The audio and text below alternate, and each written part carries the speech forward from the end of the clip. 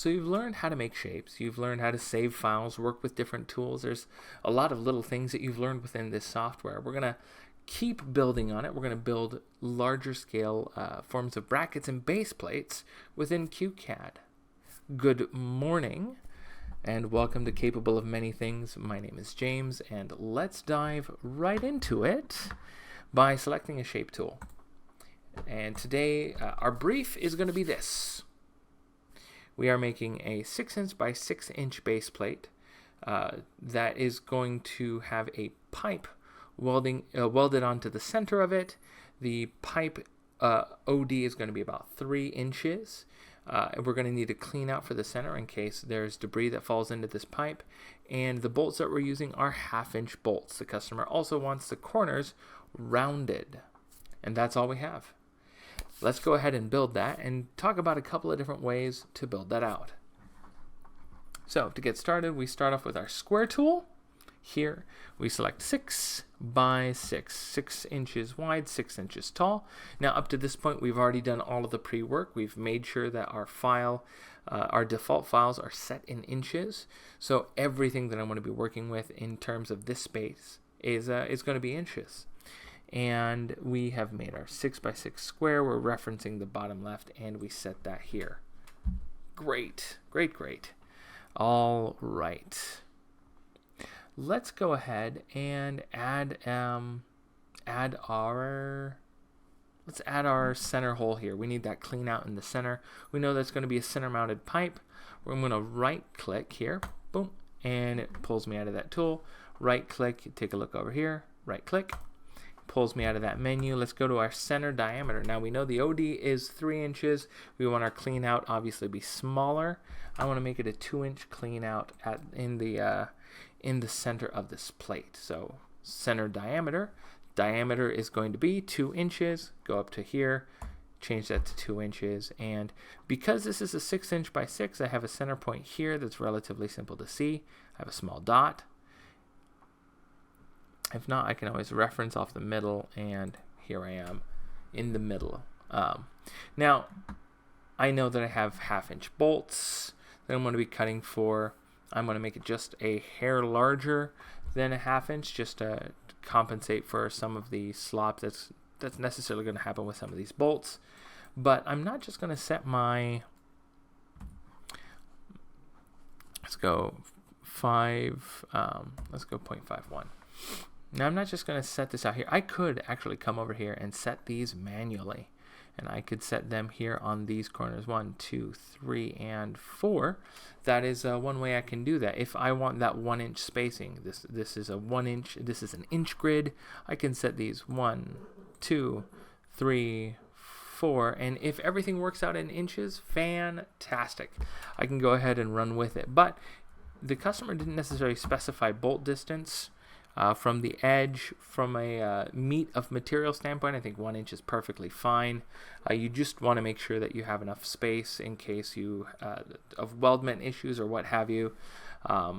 You can take that into play. But again, 3-inch OD pipe, let's be honest, that's going to be pretty big with regards to the space. 3-inch here. That does put us relatively close. I do want to sort of separate that out away from the edge. This is what the OD of my pipe is going to look like here. And that's just a 2-inch clean out in the center. Let's find a way to make these holes. Now, I could sit here and count each one of these little spaces in order to figure out where those lines are, where those points are. I'm not going to do that. There is a simple path forward, and it utilizes reference. So here, I'm going to go ahead and select the draft mode. This will just recognize the lines that I'm making as draft lines here, and go to my square tool. Now, again, as we're working through this, know that this isn't the only way to do this. There are so many other ways to do what we're going to be trying to do here.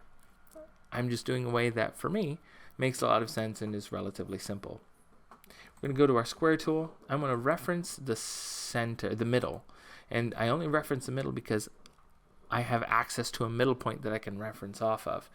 And here is what I know. I have 1/2" holes, and I want them to be not 1 inch, but let's say 3/4 of an inch off of the edge.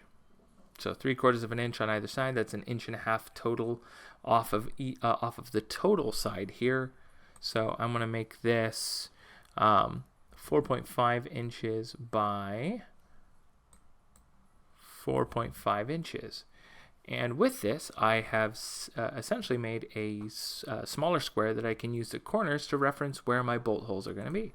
So I set that down, and I right click to get out of that tool. Now I have 1, 2, 3, 4 corner points here.